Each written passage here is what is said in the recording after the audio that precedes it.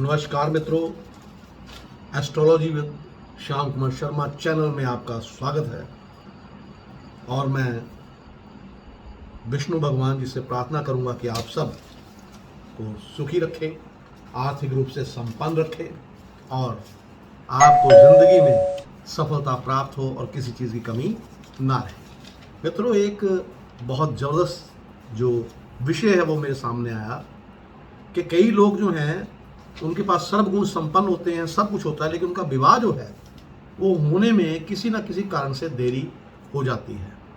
तो क्या होता है, मैं एक मैनेजर साहब को जानता हूँ, वो बैंक में मैनेजर हैं और लड़की हैं, मैं अच्छी तरह जानता हूँ उनको। तो क्या है कि उनकी एज जो है इस वक्त 45 या 46 साल की हो गई है, उनकी शादी अभी तक नहीं हुई।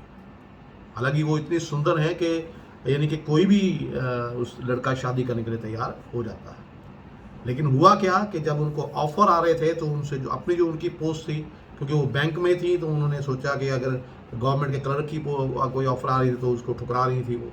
तो क्या हुआ, ठुकराते ऐसा हुआ कि आज उनको शादी जो है उनकी नहीं हो पा रही। तो मित्रों, शादी जो है इसमें विलम्ब एक्चुअली होता क्यों है, आज इस विषय पर हम जो है आपको बताएंगे और इसको क्या जल्दी शादी करने के क्या क्या उपाय होते हैं, इनके बारे में हम आप बात करेंगे। कई यानी कि मेरे जो मित्र हैं उन्होंने कहा कि पंडित जी आप एक इस विषय पर भी एक वीडियो जो है वो बनाइए।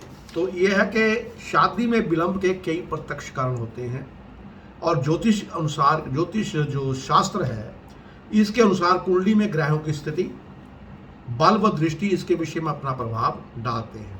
लड़की को लड़का पसंद ना आना, लड़की का कहीं प्रेम संबंध होना, लड़की के माता पिता का पर्याप्त दहेज ना दे पाना, ना जुटा पाना, और लड़की की आयु अधिक होना शादी में देरी का जो है ये प्रत्यक्ष कारण है। और जन्म कुंडली में 12, आपको पता है, मैंने बताया था कि जो जन्म कुंडली होती है उसमें 12 भाव और घर होते हैं, 12 भाव या 12 घर होते हैं। प्रत्येक भाव का ग्रहों और राशियों की स्थिति अनुसार पुरुष एवं स्त्री के जीवन में प्रभाव पड़ता है। विवाह का अध्ययन कुंडली के द्वितीय, सप्तम एवं एकादश भाव से तथा नवांश कुंडली की सहायता से किया जाता है। द्वितीय भाव से परिवार में एक सदस्य की वृद्धि, सप्तम भाव से पति पत्नी के बीच में वैध संबंध तथा एकादश भाव में पत्नी के साथ मित्र के रूप में, बंधन के रूप में विचार जो है वो किया जाता है। पंचम भाव से स्त्री प्रेम व संतान, अष्टम भाव से जननेन्द्रिय आनंद तथा द्वादश भाव से शैया सुख की जानकारी जो है वो प्राप्त होती है। सफल गृहस्थ जीवन के लिए शादीकार ग्रहों का संबंध बताए गए भावों पर होना आवश्यक है। बलशाली ग्रहों की दशा का प्रभाव जब द्वितीय, पंचम एवं सप्तम भाव में आता है तो शादी संभव होती है। क्योंकि आप देखेंगे, अपने आसपास भी देखेंगे, लड़के बड़े खूबसूरत होते हैं, बड़ी अच्छी हाइट हो, सब कुछ होता है, फिर भी उनकी शादी जो है वो नहीं हो पा रही होती। तो क्या होता है कि विवाहिक विलंब है, विवाह में देरी होना, और इसका ज्योतिष के साथ जो है क्या संबंध है। जन्म कुंडली, चंद्र कुंडली तथा नवांश कुंडली में ग्रहों की अलग अलग स्थितियां जो होती हैं वो शादी में विलंब का कारण बनती हैं। और जो चीज़ें जो हैं, जो मूल रूप से जो चीज़ें इस चीज़ में देरी करवाती हैं वो कौन सी होती हैं। शुक्र एवं बुध सप्तम भाव में एक साथ हों, उन पर पाप ग्रह जो हैं, अगर शुक्र और बुध जो सप्तम भाव में एक साथ है बैठे हैं और उन पर जो पापी ग्रह है जैसे शनि, मंगल, राहु, केतु और सूर्य की दृष्टि जो है तो विवाह होता ही नहीं। और हाँ, अगर शुभ ग्रहों की दृष्टि आ जाए तो बड़ी उम्र में शादी होती है। शुक्र द्वितीय स्थान में और दूसरे भाव का मालिक द्वितीयेश और मंगल का योग हो तो शादी 27 वर्ष की आयु तक होती है। पंचम भाव में शुक्र और चतुर्थ भाव में राहु हो तो विवाह 31 से 33 वर्ष की उम्र में होता है। तीसरे घर में शुक्र और नवम में सप्तमेश गया हो तो शादी 27 से 30 वर्ष की आयु में होती है। तो मित्रों, ये ग्रहों की स्थितियां मैंने बताई जिनके अनुसार आप अपनी कुंडली देख सकते हैं और पता लगा सकते हैं शादी आपकी किस उम्र में हो सकती है। शनि की दृष्टि अगर सूर्य पर हो या शनि एवं सूर्य की युक्ति एवं शुक्र भी शनि से प्रभावित हो तो विवाह में हमेशा देरी होती है। मंगल 8वें भाव में हो तो भी विवाह में देरी। शनि तथा चंद्रमा एक साथ प्रथम, द्वितीय या एकादश भाव में हो या 7वें भाव में तो विवाहिक विलंब होगा ही होगा। लगन या चंद्र लगन में शनि प्रथम, तृतीय, पंचम, सप्तम, दशम या एकादश भाव में बैठ जाए और शुभ घरों के जो शुभ भावों का स्वामी ना हो तो शादी में विलंब जो होना निश्चित है। चंद्रमा या शुक्र शनि से चौथे, सातवें या 11वें भाव में बैठा हो, यानी कि सपोज किया जाए कि चंद्रमा या शुक्र जो है वो आपके चंद्रमा या शुक्र शनि से चौथे, यानी शनि से चौथे, 7वें या 11वें भाव में बैठा हो तो भी विवाह में देरी होती है। अब सप्तमेश तथा शुक्र पर शनि की दृष्टि हो, मंगल एवं शनि 6 एवं 8 के संबंध में हो तो बकरी ग्रहों की दृष्टि सप्तम भाव या सप्तमेश पर हो, या सप्तमेश ही बकरी हो जाए तो सूर्य स्तंभ बकरी हो, लगन या चंद्र लगन या शुक्र लगन से मंगल 1, 2, 4, 7, 8 या 12वें भाव में हो, राहु केतु का एक जो एक्सीस 1/7, 2/8 या 5/11 भी शादी में विलंब का कारण बनता है। शुक्र अस्त हो या नीच का हो और दो पापी ग्रह जो दो हैं उनके बीच में बैठा हो शुक्र, तब भी शादी में विलंब जो होना निश्चित होता है। यदि सप्तमेश नवांश का लग्नेश या नवांश में जिस राशि पर चंद्रमा है उसका मालिक अस्त हो तो निश्चय ही विवाह की देरी का कारण बनता है। अब जो शादी जो है कन्याओं के लिए क्या करना चाहिए? अगर शादी आप कन्याओं की जल्दी करना चाहते हैं, कन्याओं की शादी नहीं हो रही, उनमें विलंब हो रहा, तो क्या करना है? 7 जनेऊ के जोड़े हल्दी से पीला कर दें और 70 ग्राम चने की दाल ले लें, 7 पीले रंग के फूल ले लें, 7 पीतल के सिक्के ले लें और 7 गुड़ की छोटी छोटी डलियां जो हैं वो टुकड़े ले लें और 7 साबुत हल्दी की गांठ ले लें और 7 सुपारी। ये इन वस्तुओं को क्या करना है? आपने पीले कपड़े में बांधकर घर में किसी सुरक्षित एकांत कोने में रखें, यहाँ किसी बाहरी व्यक्ति की दृष्टि ना पड़े। बक्से एवं बंद कमरे में इन्होंने आपने इसको नहीं रखना।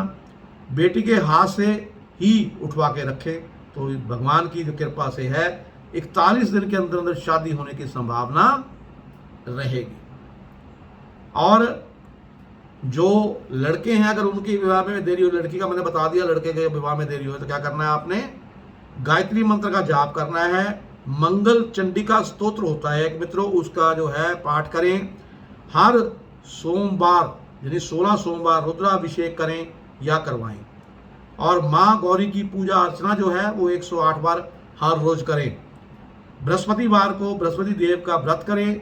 उपाय पूर्ण श्रद्धा एवं निष्ठा से करें तो निश्चित ही फलदायक होगा। तो मित्रों ये मैंने आपको बताया कि विवाह में जो है वो देरी क्यों होती है और उसको जल्दी विवाह कराने के जो है उपाय वो मैंने आपको बताए।